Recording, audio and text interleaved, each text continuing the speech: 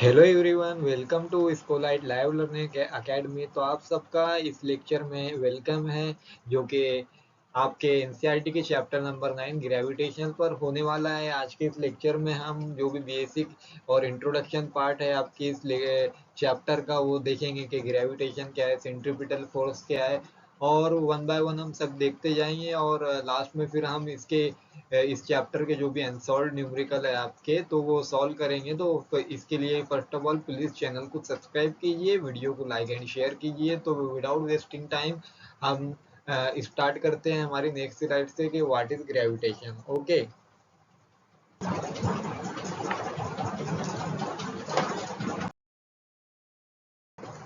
तो भाई ग्रेविटेशन क्या होता है? तो देखो, एक दिन क्या हुआ, अपने सर इसाक न्यूटन थे जो कि एप्पल की ट्री के नीचे बैठे हुए थे। अब अचानक से क्या हुआ, एक एप्पल टूटकर उनके सर पर आ गिरा। तो अब उनके दिमाग में कई सवाल आता है कि अब ये एप्पल आकर आखिर जमीन की तरफ ही क्यों गिरा, ये एप्पल ऊपर हवा में क्यों नहीं गया, कि एक स्ट्रेट लाइन में इसने जर्नी क्यों नहीं स्टार्ट की, आखिर ये नीचे ही क्यों आया। तो अब इन्होंने बहुत सी रिसर्च की और बहुत से एक्सपेरिमेंट किए। फिर जाकर इन्हें पता लगा कि अर्थ के अंदर एक फोर्स ऑफ अट्रैक्शन है, जिसकी वजह से अर्थ ने इस एप्पल को अपनी तरफ खींचा। तो ये एप्पल ट्री से टूटकर सीधे जमीन पर आया, ना कि ऊपर गया। तो ये इन्होंने देखा कि अर्थ के अंदर एक फोर्स ऑफ अट्रैक्शन होता है। तो अब इनके दिमाग में बहुत से सवाल आता है कि फिर आखिर अर्थ जो मून अर्थ के ऊपर है, तो अर्थ मून को क्यों नहीं अट्रैक्ट करता, ये भी एक सवाल आया। आखिर मून अर्थ के अराउंड क्यों घूमता रहता है, आखिर अर्थ क्यों नहीं उसको अट्रैक्ट करती, तो ये भी सवाल इनके दिमाग में आया। फिर बहुत से सवालात इनके दिमाग में आते गए, तो उन्होंने रिसर्च करते गए। फिर इन्हें जाकर एक कंक्लूजन में एक ये चीज मिली कि भाई हर एक चीज जो भी एग्जिस्ट करती है और उस चीज के अंदर मास है, तो उस चीज में ग्रेविटी और फोर्स ऑफ अट्रैक्शन होती है, जिससे कि वो दूसरी चीजों को अपने तरफ खींचती है। और वो हर चीज की अपनी अपनी अलग अलग फोर्स ऑफ अट्रैक्शन होती है। जैसे कि सूरज की, सन की अलग फोर्स ऑफ अट्रैक्शन है, मून की अलग फोर्स ऑफ अट्रैक्शन है, अर्थ की अलग फोर्स ऑफ अट्रैक्शन है। तो इनका अपनी तरफ दूसरी चीजों को खींचना, जैसे कि सन अपनी तरफ किसी चीज को खींचता है, तो ये जो खींचने की ताकत है किसी चीज की, तो इसको फोर्स ऑफ अट्रैक्शन कहते हैं। और इस फोर्स ऑफ अट्रैक्शन को ही हम ग्रेविटी कहते हैं। तो चलो हम नेक्स्ट स्लाइड पर चलते हैं। तो नेक्स्ट स्लाइड है कि देखो, आखिर में एक सवाल आपके दिमाग में आ रहा होगा कि जब सर इसाक न्यूटन ने यह कहा कि हर एक चीज के अंदर जिसके पास मास है, तो उसके अंदर फोर्स ऑफ अट्रैक्शन है, वो दूसरी चीजों को अपने तरफ खींचता है। तो आपके दिमाग में ये सवाल भी आया होगा कि फिर एप्पल के पास भी तो अपना मास है ना, एप्पल के पास भी मास है, अर्थ के पास भी अपना अपना मास है। तो आखिर फिर एप्पल के अंदर भी सर इसाक न्यूटन के मुताबिक, सर इसाक न्यूटन की थ्योरी के थ्रू एप्पल के अंदर भी फोर्स ऑफ अट्रैक्शन है। तो फिर एप्पल ने अर्थ को क्यों नहीं खींचा, अर्थ ने क्यों एप्पल को खींच लिया अपनी तरफ? तो ये सवाल आपके दिमाग में आता होगा। तो देखो, ये इसलिए हुआ कि अर्थ के अंदर भी फोर्स ऑफ अट्रैक्शन है, और हर एक चीज में फोर्स ऑफ अट्रैक्शन उतना होता है जितना उस चीज में मास है। मतलब उसके मास के हिसाब से, मतलब अगर ज्यादा मास रहा तो उस चीज के अंदर ज्यादा फोर्स ऑफ अट्रैक्शन रहेगा। और फिर उन दोनों के बीच की दूरी, मतलब वो दोनों के बीच में डिस्टेंस कितना है, इस पर भी फोर्स ऑफ अट्रैक्शन डिपेंड करता है। अभी आप समझो,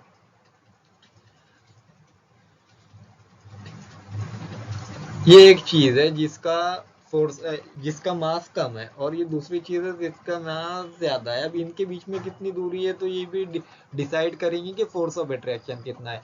अभी जैसे मान लो ये चीज में फोर्स ऑफ अट्रैक्शन ज्यादा है, तो अभी ये इस स्मॉल वाली चीज को अपनी तरफ अट्रैक्ट कर रहा हूँ, लेकिन ये चीज अभी इसकी तरफ धीरे धीरे जाएंगी, लेकिन ये सडनली जैसे जैसे इसके करीब आती जाएंगी, तो एक पॉइंट ऐसा आएगा कि सडनली अपनी तरफ खींच लेगा। तो देखो, इससे क्या पता लगता है हमें कि जितनी डिस्टेंस कम होगा उतना फोर्स ऑफ अट्रैक्शन ज्यादा होगा। तो अभी देखो, अर्थ और एप्पल की हम बात करते हैं कि एप्पल अर्थ के पास क्यों गया आखिर, और एप्पल ने अर्थ को क्यों नहीं खींचा। तो देखो, ये इसलिए होता है कि हर एक चीज में मास अपने अपने फोर्स ऑफ अट्रैक्शन अपने अपने मास के हिसाब से होता है। अब आप देखोगे कि अर्थ का मास एप्पल के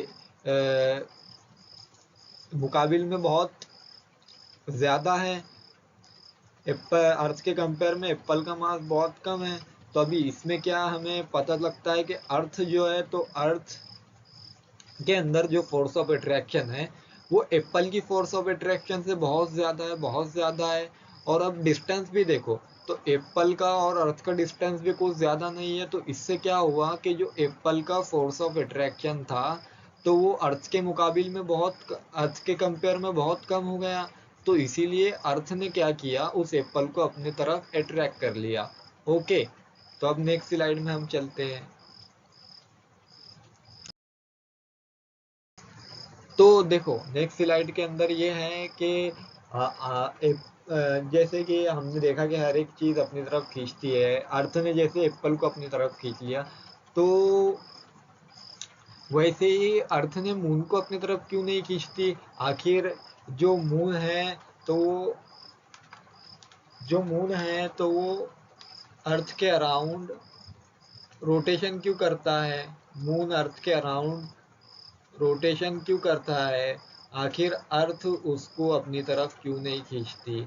तो देखो, इसके लिए मैं आपको एक एक्सपेरिमेंट देता हूँ कि आप एक गेंद लीजिए, उसे धागे से बांध लीजिए और उसे राउंड राउंड घुमाइए। तो क्या होगा कि वो एक सर्कुलर पाथ में रोटेशन स्टार्ट कर देंगी। और जो आपका थ्रेड होगा तो उस पर बहुत ज़्यादा टेंशन आएगा, बराबर। तो इससे क्या होगा कि इससे एक सेंट्रीपिटल फोर्स जो है तो वो डेवलप होता है। मतलब जो आपका हैंड है तो वो सेंटर के एक सेंटर के जैसा काम करता है। और वो जो गेंद है, बॉल है, तो आपके अराउंड घूमती है, ना कि नीचे गिरती है। तो ये सेम फिनोमिनन क्या होता है, ये सेम फिनोमिनन की वजह से जो है तो अर्थ के अराउंड मून रोटेट करता है। समझो ये मून का रोटेशन पार्ट है, ये मून है। ओके, और ये अर्थ है, ये जो है तो ये अर्थ है, और ये अर्थ का सेंटर है। तो अभी ये अर्थ को मून अपनी तरफ अर्थ मून को अपनी तरफ अट्रैक्ट कर रहा है। और फिर इधर से जो है तो इधर से मून अर्थ को अपनी तरफ अट्रैक्ट कर रहा है। यानी दोनों के अंदर अपने अपने मास के हिसाब से फोर्स ऑफ अट्रैक्शन है। लेकिन अब इन दोनों के बीच में डिस्टेंस बहुत ज्यादा है। तो अब क्या होता है कि जो अर्थ का फोर्स ऑफ अट्रैक्शन है और जो मून का फोर्स ऑफ अट्रैक्शन है, तो ये दोनों एक बैलेंस लेवल पर आ जाते हैं। और अब जो मून है, तो मून एक्चुअली में मून के अंदर इनर्शिया ऑफ मोशन है।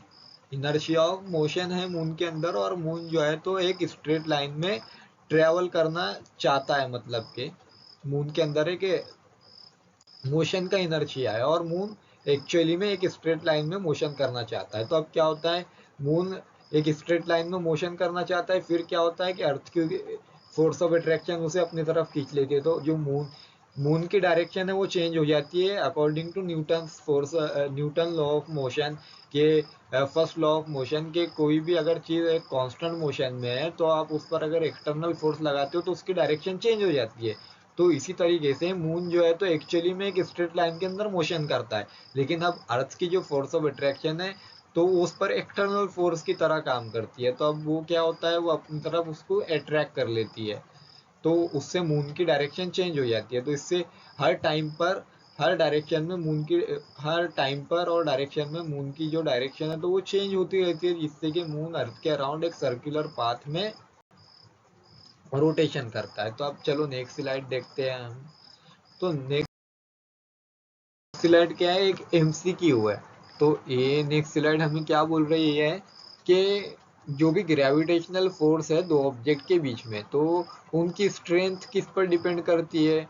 तो देखो, वो इस पर डिपेंड करती है डिस्टेंस पर। अभी देखो आप, डिस्टेंस पर कैसे डिपेंड करती है वो। तो देखो, अभी मैं आपको एक एग्जांपल देता हूँ। आप दो मैग्नेट लीजिए, एक और एक और मैग्नेट लीजिए, तो देखो ये दोनों के अंदर अपना अपना फोर्स ऑफ अट्रैक्शन है। तब ये देखो जितने दूर होंगे तो उतना इन दोनों के बीच में फोर्स ऑफ अट्रैक्शन कम होगा। लेकिन आप जैसे जैसे इन दोनों को पास लाते जाओगे तो इनके बीच में जो है तो फोर्स ऑफ अट्रैक्शन बहुत ज्यादा होते जाएगा, और इन दोनों को अलग करने में आपको ताकत भी बहुत ज्यादा लगेगी, फोर्स बहुत ज्यादा लगेगी। तो जितना मीन्स डिस्टेंस कम होता जा रहा है तो उतनी फोर्स ऑफ अट्रैक्शन बढ़ती जा रही है। अब फिर और एक पॉइंट ऐसा आएगा कि दोनों एक दूसरे को अटैच हो जाएंगे फोर्स ऑफ अट्रैक्शन की वजह से। और फिर एक पॉइंट ऐसा भी है कि आप अगर इन दोनों को अपने पास से दूर लेते जाओगे तो एक पॉइंट ऐसा आएगा कि ये दोनों के बीच की फोर्स ऑफ अट्रैक्शन एक नेग्लिजिबल हो जाएंगी, मतलब कि जीरो के बराबर हो जाएंगी, और ये दोनों ना एक दूसरे को कुछ खींच अट्रैक्ट करेंगे ना कुछ करेंगे। तो ये सब फोर्स ऑफ अट्रैक्शन किस पर डिपेंड करती है? डिस्टेंस पर डिपेंड करती है। तो इसका आंसर अपना क्या है? The distance between the object. Okay, तो चलो नेक्स्ट स्लाइड देखते हैं।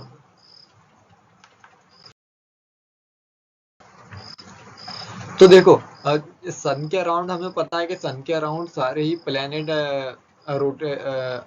रोटेट करते हैं ऑर्बिट में। तो ये किस फोर्स की वजह से होता है? सेंट्रीपिटल फोर्स की वजह से होता है या ग्रेविटेशनल फोर्स की वजह से होता है? तो देखो ये सब ग्रेविटेशनल फोर्स की वजह से होता है। सन इन प्लेनेट को अट्रैक्ट करता है, फिर ये प्लेनेट भी सन की तरफ फोर्स ऑफ अट्रैक्शन दिखाते हैं। लेकिन इनके बीच में एक स्पेसिफिक दूरी है, तो जिसकी वजह से ये फोर्स बैलेंस हो जाती है और ये सन के अराउंड रोटेशन करते हैं।